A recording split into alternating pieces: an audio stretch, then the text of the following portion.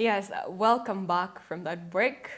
I hope you have a cup of coffee as we go into more business stories that are making the headlines today. It is exactly 4 minutes past 9 a.m. and let's get our quote of the day.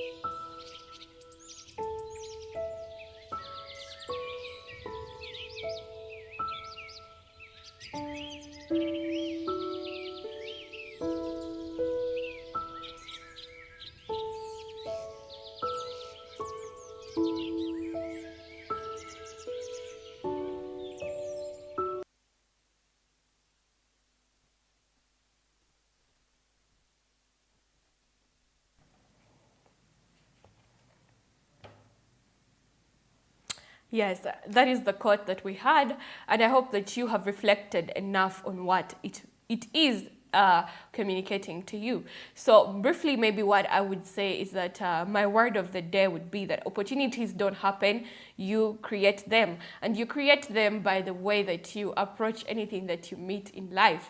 If it is training, if it is work, if it is beginning a business, you create the opportunities for yourself by how ready you are. I've been constantly told that if you are good enough, opportunities will find you. You don't have to go door to door to ask for them. The reason you are doing that is maybe because you are actually not good enough for what you think you want in life.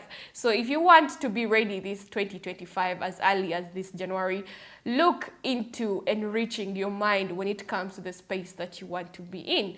If it is a business, like I said earlier, have your market research, do all the things that you need to do to get yourself ready for the business. If it is a skill or passion, make sure that you are good enough. And trust me, kid you not, opportunities are going to find you. Yes, that is what I have for you for the quote of the day.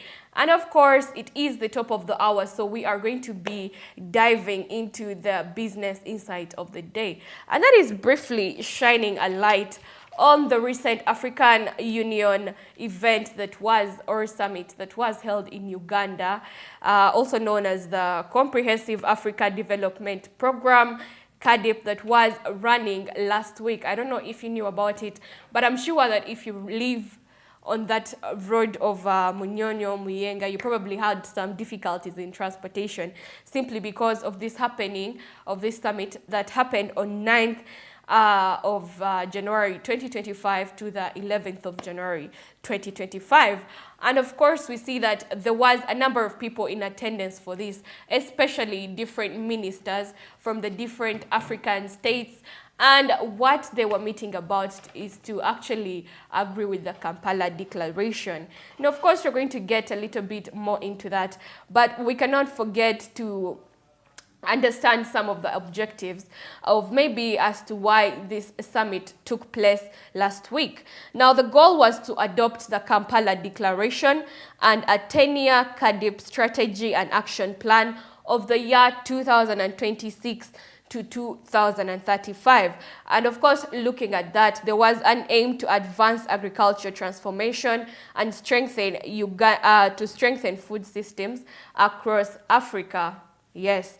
Now, you know, Africa is the land of minerals, the land of everything natural resources. And one of our biggest exports as an African continent is our agricultural produce. So that is why the members of the African Union were meeting in Kampala to agree with the Kampala Declaration as well as the 10-year action plan of the year 2026 to the year 2035. And this is, of course, looking at just agriculture at large. Now, some of the key objectives, of course, included a roadmap to boost food security, nutrition, and economic growth. The economic growth is going to come about because of the conversations they had when it comes to African trading as a whole. And this is something that we looked at last week with Andrew Barige when it comes to the African trading entity, you know. And of course, securing food security is everyone in every African country having enough food. Is the food they are putting out, is it safe enough? We saw that earlier last week again, Siatini released a document talking about the pesticides that we use. They could be the reason as to why there is all these increased diseases that we actually don't know about. The kidney stones, the kidney failure, a lot of cancers. It's simply because the food that we are eating is not clean enough for human consumption. Actually, according to the Siatini document, it said that a number of ladies are having miscarriages due to the food that they are consuming that is exposed to natural pesticides that are used to growing it. And of course, these are more conversations that were had at the CADIP summit that happened last week in the Republic of Uganda. Now, they also talked about tackling rural poverty and creating sustainable jobs through the agriculture sector. Yes, we all know that most food is grown in rural areas because they have the land, they have vast lands for this. And not only that, the land is fertile enough, right? So, of course, we saw that these are some of the conversations they were talking about enriching enough produce or money to that side of the economies, rural areas, so that they can be able to grow the food that they need. Other things that were addressed at the African Union Summit on agriculture, they talked about strengthening food systems against threats like climate change and conflicts. Climate change has become a conversation that is encompassing all the international globe at large because it is greatly affecting the production that we need every other day. And of course, the agriculture sector is no different from what climate change causes or how it impacts the way that food goes on. So these leaders met and talked about some of the ways that Africans or Africans all over the continent can be able to still take part in agriculture with or without the climate change. We see that, of course, we heavily rely on the sunlight and the rain for seasons such as planting as well as harvesting, right? But times have come where a lot has changed about our climate. It could be shining in the morning and in the evening it is raining cats and dogs. And that is something that we didn't know about, mainly because of the day-to-day lifestyles that people have embodied, such as the industries that are producing this smoke that is affecting the ozone layer, etc, etc. And you know, of course, the leaders come together so that they can see how we can focus on improving the way climate change affects the business that we constantly run. And that is, of course, transitioning into the new energy. This is a conversation that has been happening as well. If you are in the farming space and you heavily rely on rainfall for your growth season, of course, you would look into getting sprinklers, having a number of irrigation schemes that do not require heavy reliance on natural substances such as the sunlight and rain. And of course, we see that the ministries of agriculture, of course, continuously pointed out these conversations in order to be able to educate the people, to sensitize the masses, you know, to come up with agreements on how they are going to go back to their countries of jurisdiction and make sure that agriculture is still transpiring despite of the climate changes. Yes, and of course, there were also conversations about increasing intra-trade in agricultural products, given that the trade that is between African countries is mainly agricultural. It means that most of the goods that are on the market are actually either pre-processed or they are still needing a lot to do with them. They're under-processed because of the lack of industries. So they did look into conversations about increasing trade when it comes to agricultural products, given that they are the biggest thing that is helping Africa to sustain itself. Now, there was a talk, of course, about promoting agricultural resilience, and this included enhancing environmental sustainability in agriculture, as well as expanding innovations and technology in farming. Yes, gone are the days where we used to use oxen for plowing, yeah? But now things have changed. Every other day you see farms are having vehicles, these big trucks that can be able to do the plowing instead of ox or even human beings, right? They say that with the new technological advancement comes ease and efficiency in production. And of course, this should not leave behind the agriculture sector. And these are, of course, some of the conversations they had. And maybe a number of the key highlights from this event, they talked about food sovereignty goals, and this looked at reducing reliance on food imports and leveraging Africa's vast agriculture potential for self-sufficiency, because it does not make sense that we are heavily importing a number of snacks, you know, the Pringles, the crisps, etc., you name it, you know, the snacks that you're having every other day. And yet there is a number of agricultural products that are high in, you know, products when it comes to just even things that we take into our body. They are more healthy, right? So the fact that they set these food sovereignty goals, there is no need for Africa to continuously import these quick snacks when we are the land with the rich foods. Yes, and maybe a thing that was continuously talked about, or something that is talked about every other day, you know, is the youth and women inclusion into the agriculture space. Yes, we've earlier seen that from the African Union report, from a report that we've previously read, that about 121 young people are unemployed as of this date and age, right? And of course, we see that there is a lot of emphasis and work that is being put into these organizations to see that young people as well as women take part in a number of things. And of course, the agriculture department or sector is no less different.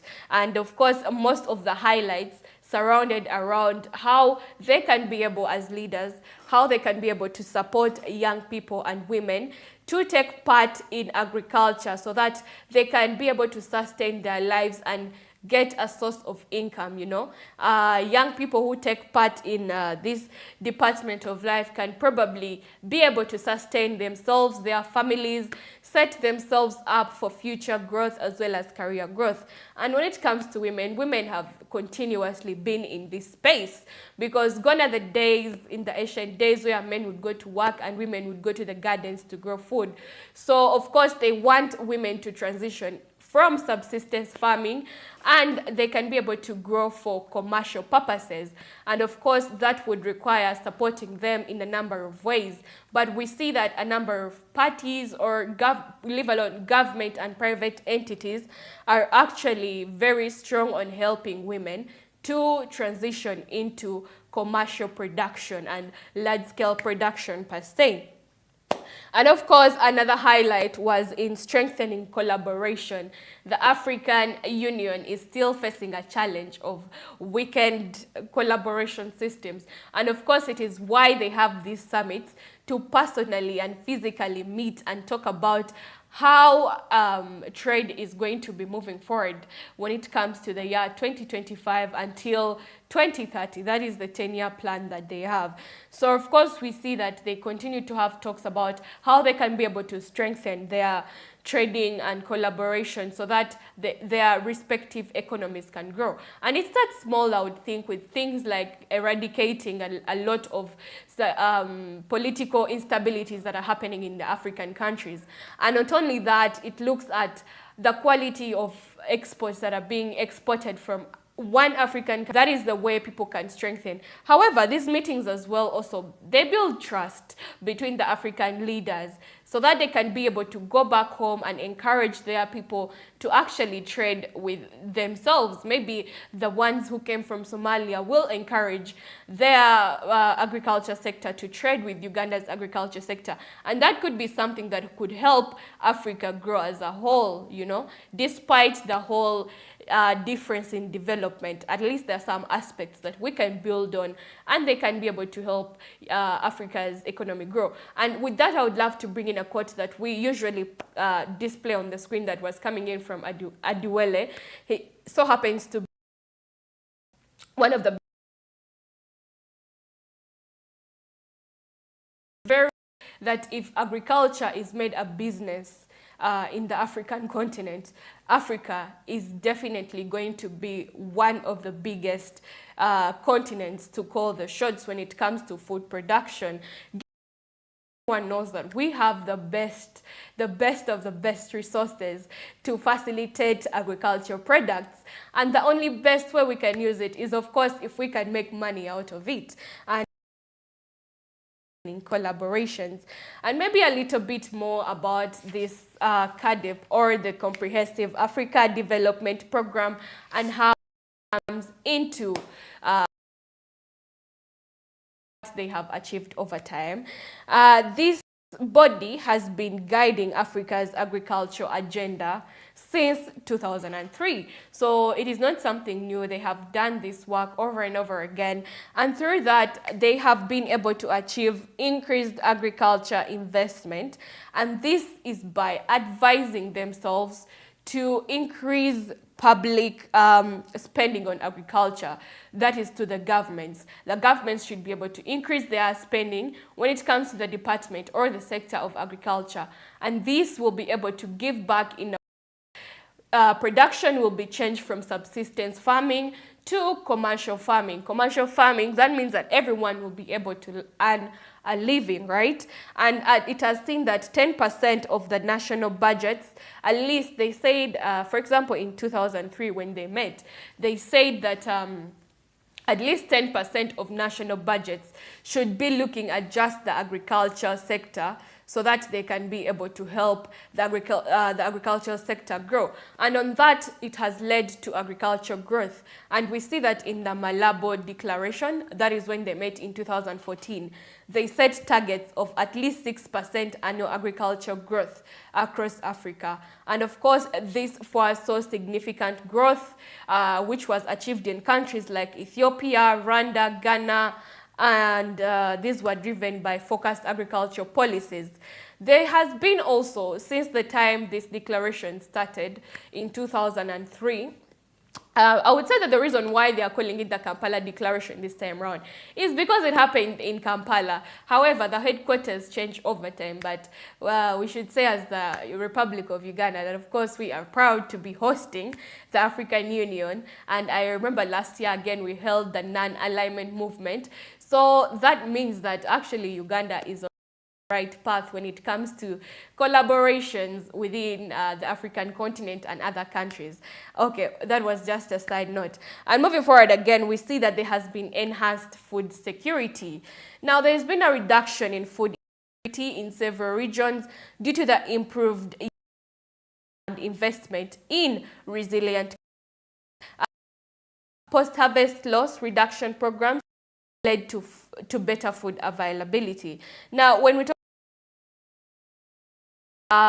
they raise emphasis on actually growing crops that are going to be used mainly for commercial purposes. And in the African continent, we all know some of them that have dated way back since pre- and post-colonial times. We see that there has been coffee, cotton, tea. Those are some of the things that made Africa special when it came to colonial rule. The fact that they could come and take all these resources away from us, and all we had to do is to grow them on our land, you know. And however, in this day and age where we are actually really free, that means that there is a number of things that has been achieved over time. However, of course, we move forward with some of the achievements of the CAADP over time. There has been climate smart agriculture, and that is adoption of climate smart practices like drought resistant crops and sustainable irrigation systems. There's been, however, increased resilience against climate change in countries prone to drought and floods. Like I earlier said, the earlier that you transition into this clean energy use, the better for you and your business.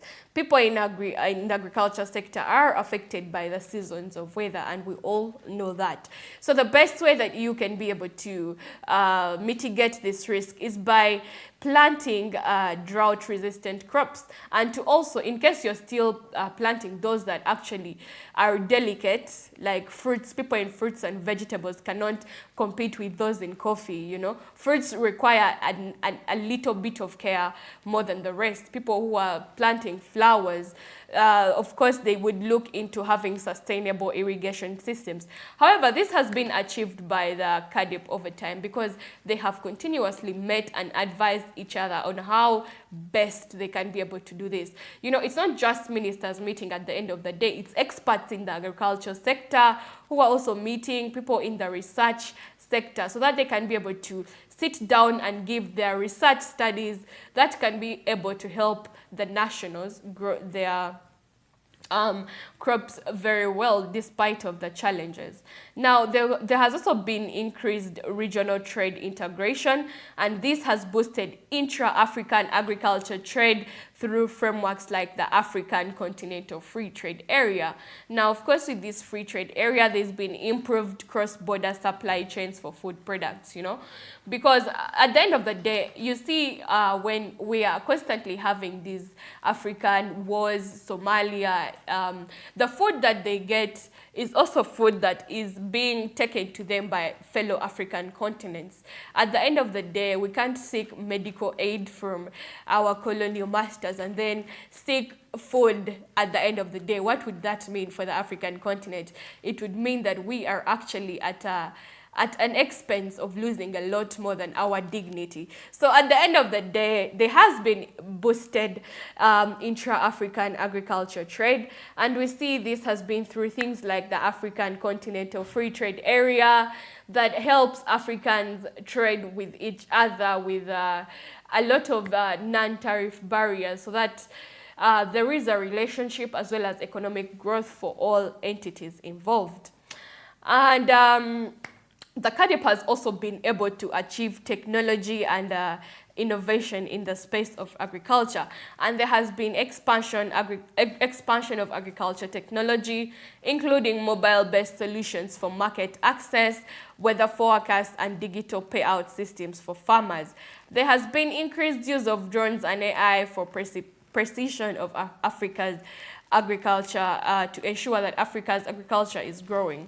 And there has also been establishment of institutional frameworks. Now, when we look at this, this has strengthened agricultural policies and monitoring frameworks, and there has been greater collaboration between governments, private sectors, and international partners. All right, and moving forward again, we see that some of the things that have been achieved by this event, or maybe when we look at what transpired at the CADIP of the African Union in Kampala, we see that there has been, there were a lot of ministerial meetings where the event commenced with a meeting of ministers responsible for agriculture, rural development, water and environment on 9th January, followed by a joint session with ministers of foreign affairs on January 10th. Now, these ministers or these sessions facilitated in-depth discussions on the draft strategy and declaration. The declaration that we talked about earlier, which was the Kampala Declaration of the CADIP. Other things that could have happened, or that happened at the summit, was the adoption of the strategic documents. Now, on January 11th of 2025, the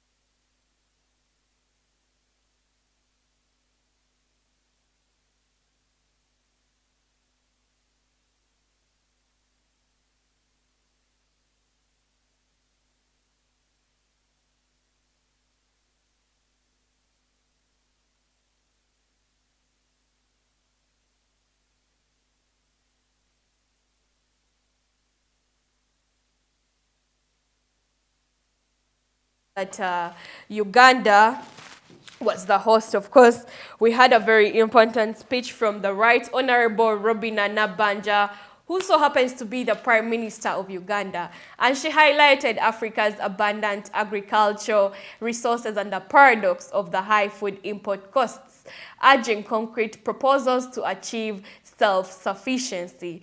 And also His Excellency, the Ambassador Josepha Sako of the African Union Commissioner for Agriculture, she underscored that its strategies aim to boost food production and expand value addition, enhance intra-African trade, create jobs, and build resilient agri-food systems. And as we wind up for today, of course, we would love to recommend or accord the initiatives that are being put into place to see this. Now, over time, of course, we've seen that since 2003, the inception of the CAADP, it has been instrumental in driving agricultural transformation across Africa. And the new 10-year strategy and action plan builds on previous commitments, including the 2014 Malabo Declaration and setting ambitious goals for the year 2025 and beyond.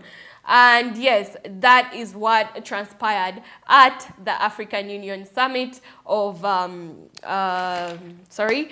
Comprehensive Africa Development Program, also known as the CAADP. That happened in Uganda from 9th January 2025 to 11th January of 2025. And of course, with these long-term visions, we hope that the countries in attendance will be able to abide by this action plan and the new year, the 10-year strategy that has been put into place, so that we can see that the agriculture sector of the African continent is one to look forward to. That is what we had for you for today's edition of Smart Means Business.